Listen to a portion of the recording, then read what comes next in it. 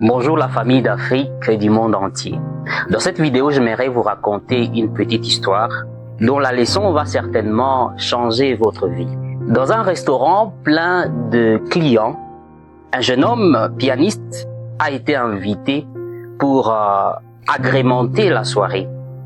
Au début, il était ennuyeux, tout simplement parce que il se sentait méprisé et il pensait que les gens ne s'intéressaient pas du tout à ce qu'il était en train de produire comme son.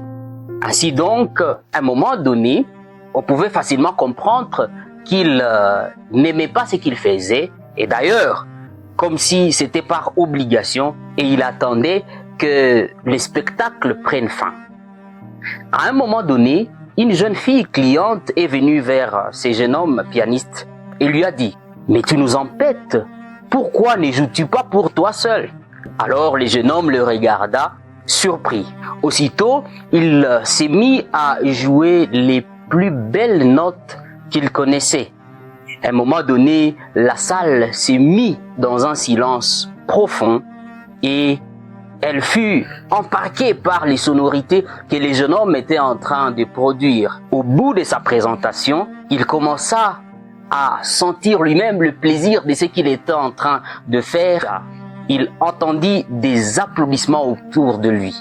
Cette petite histoire contient une très bonne leçon qu'il faut retenir dans la vie. Et je vais personnellement l'orienter en deux domaines. Le premier, c'est la communication et le deuxième, c'est la vie de chaque jour. Concernant la communication, ici nous apprenons exactement que pour parler d'un sujet, il faut qu'il puisse d'abord être un sujet que vous aimez beaucoup, un sujet qui vous passionne le plus. Savez-vous, par exemple, que même les écrivains, donc ici je ne parle pas seulement de la communication orale, parce que des écrivains vous diront que, en réalité, les phrases qui vous ennuient lorsque vous les écrivez, elles ennuieront également les lecteurs lorsqu'ils les liront. Ceci veut dire que la communication est loin d'être un simple exercice des mots, mais c'est plutôt la transmission de l'énergie. Et pour transmettre de l'énergie, il faut forcément aimer ce dont vous parlez. Si vous pensez que les mots suffisent, vous vous trompez énormément. Quelqu'un dira certainement que parfois il nous arrivera qu'on nous improvise pour que nous puissions dire quelque chose. Cependant, pour le faire, je souhaiterais ou je conseillerais que vous puissiez d'abord intérioriser les sujets afin que ces sujets puissent faire même partie de vous-même.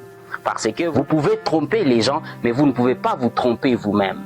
Lorsque vous maîtrisez donc votre sujet, cela vous permet de communiquer aisément et de communiquer avec beaucoup d'énergie pour que les gens puissent être attirés par ce que vous dites, qu'ils puissent avoir toute leur attention à ce que vous êtes en train de dire, parce que vous êtes arrivé jusqu'à incarner votre sujet. Et deuxièmement, dans la vie, cette petite histoire nous apprend que il faut absolument vivre selon ses propres valeurs. Il faut absolument vivre selon ce que vous pensez être bon.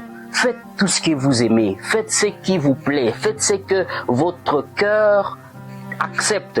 Parce que si vous essayez de ressembler aux autres, vous finirez par être quelqu'un d'artificiel. Vivez votre vie, ne pensez pas aux autres. Ne pensez même pas à votre environnement parce que il n'est pas possible de plaire à tout le monde. Et je sais que cette idée ne peut pas faire l'unanimité. Mais ce que j'aimerais vous dire ici, c'est que si vous faites quelque chose qui est en accord avec vos valeurs, vous exprimerez également une énergie qui va permettre aux autres d'être aussi d'accord avec vous. Au début, il est vrai, ils pourront peut-être émettre des jugements qui sont contraires ou qui sont négatifs, mais à la fin, ils accepteront et ils changeront leur avis.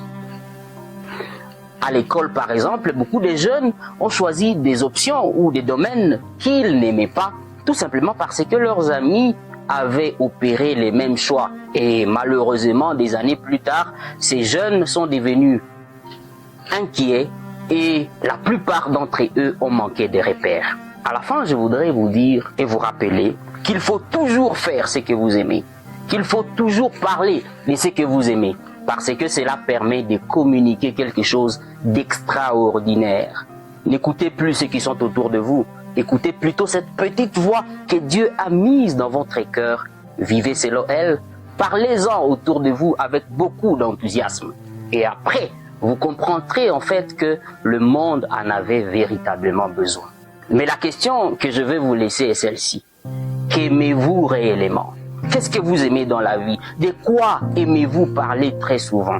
Si vous ne savez pas encore, si vous n'avez jamais eu de réponse à cette question, sachez que le voyage pour vous est encore très long.